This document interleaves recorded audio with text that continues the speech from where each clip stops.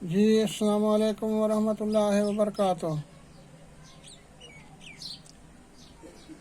मोअज़्ज़िज़ नाज़रीन और सामाईन, आप मेरा फेसबुक और यूट्यूब चैनल पयाम सेहत देख रहे हैं। चैनल पर तशरीफ़ लाने का बहुत शुक्रिया। जैसा कि आप जानते हैं कि इस चैनल को बनाने का मकसद सिर्फ़ और सिर्फ ये है कि हर शख्स अपना इलाज खुद कर सके। इसका पहला हिस्सा जड़ी बूटियों पर मुश्तमिल है और जड़ी बूटियों से याद आया कि अब मैं दोबारा जड़ी बूटियों के मुतालिक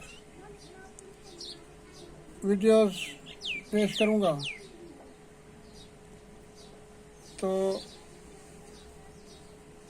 उसमें यह है कि जड़ी बूटियों के तिब्बी और कीमियाई खवास मैं आपको बताऊंगा कि तिब में कहाँ कहाँ काम आती हैं और कीमिया में ये कहाँ कहाँ काम आती हैं। तो उम्मीद करता हूँ वीडियोज़ आपको पसंद आएंगी।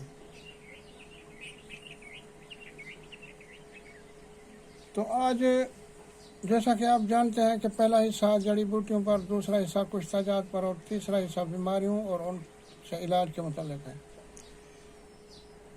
तो अब जो सिलसिला चल रहा है वो ज़नाना इमराज क्योंकि ख़वातीन भी हमारे मुआशरे का तकरीबन मर्दों से 1% या बराबर समझें, या तो 1% ज़्यादा हैं। तो इससे पहले मैंने वीडियो अपलोड की थी लड़का पैदा करने का राज। अब जो है आज मेरा जो मौजू है वो है औलाद की आरज़ू। हर शख्स को होती है, ख़ासकर ख़वातीन को ज़्यादा ख्वाहिश होती है, मर्दों को भी होती है औलाद की ख्वाहिश। तो इस मर्ज़ में औरत को हमल नहीं ठहरता और औलाद नहीं होती। माफ़ कीजिएगा। वजूहात ये हैं कि एक तो कुदरती यानी पैदाइशी, और दूसरा है खल्की नकाइश। खल्की नकाइश में इमराज रहम, सिलान रहम, सिलान, इनकलाब रहम, सरतान रहम, रहम की सोजिश, रहम के ज़ख़म, बवासीर, इस्तिस्का, रहम की नालियों यानी फैलोपियन ट्यूब्स और खशियत और रहम यानी ओवरीज के अमराज, कमी खून, मोटापा, आम कमज़ोरी, कसरत मिलाप, बुढ़ापा, शराब, कोकीन और अफ्यून का इस्तेमाल,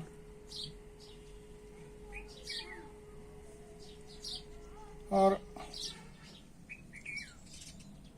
कभी बंदिश हैज़ और कभी अंदाम नहानी की रतूबत, मज़कूरा ज़्यादा तरश और खारी हो,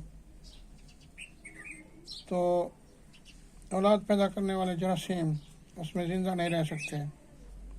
मर्ज़ आशिक या सुजाक ख़ास तौर पर इस बीमारी का सबब बनते हैं।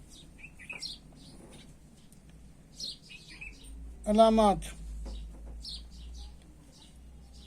मज़कूरा बाला में से किसी न किसी मर्ज़ का पाया जाना, मिजाज की सर्दी और बलगम की ज़्यादती में औरत का जिस्म छूने से सर्द मालूम होता है।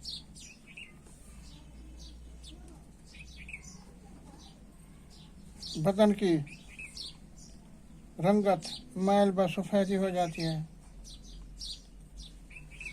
रहम से रतूबत जारी रहती है। हर वक्त सुस्ती, काहली, अंगड़ाइयाँ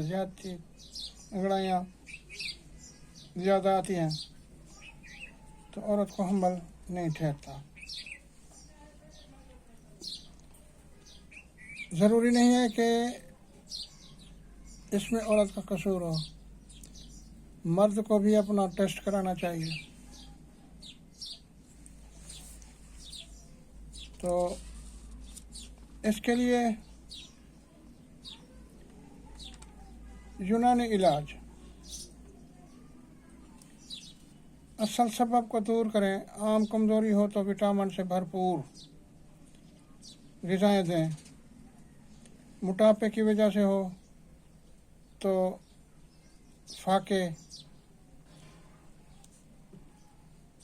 फाका कशी और वर्जिश कराएं। अगर मरीज़ा की सेहतमंद होने के बावजूद हमल नहीं ठहरता तो मुआविन हमल मुजरबात में से किसी एक का इस्तेमाल कराएं। मुआविन औलाद की आरजू बीज शोलंगी,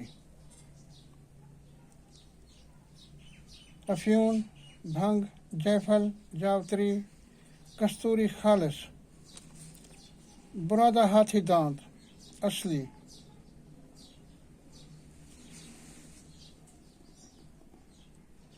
लौंग, सिपारी हर एक 3 माशा, पुराना गुड़ 1 तोला। सब अदविया को ताज़ा और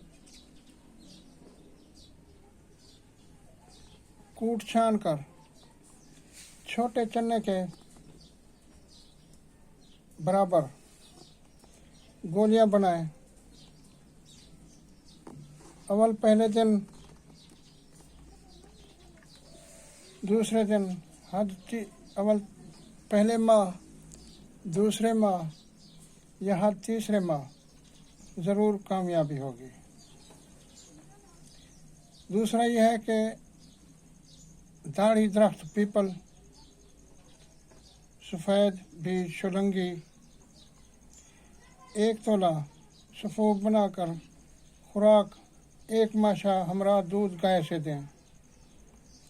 मूसली स्याह, मूसली सफ़ेद, गोखरू, बीज उटंगन, छिलका जड़ सुंबल हर एक 2 तोला कूट पीस कर बाद फरागत अयाम मर्द औरत 1-1 तोला।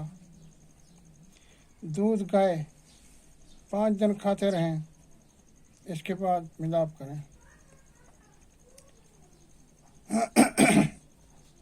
दूसरा नुस्खा यह है कि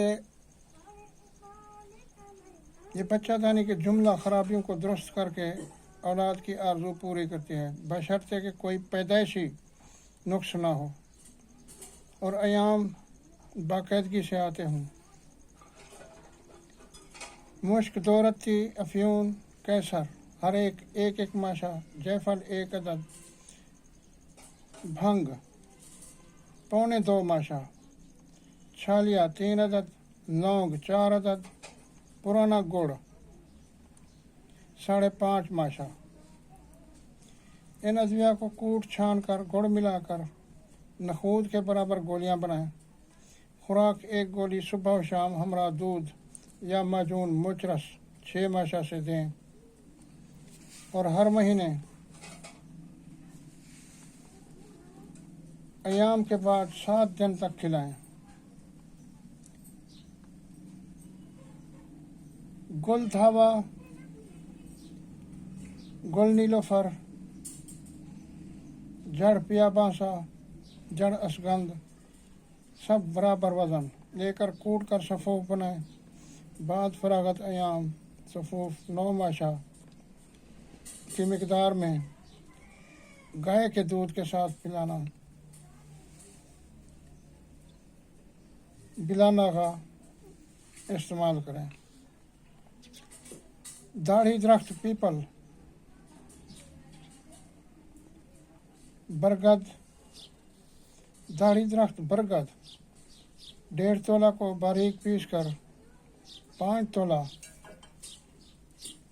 पेड़ा खोया में मिलाकर अयाम से फरागत होने के बाद खिलाएं।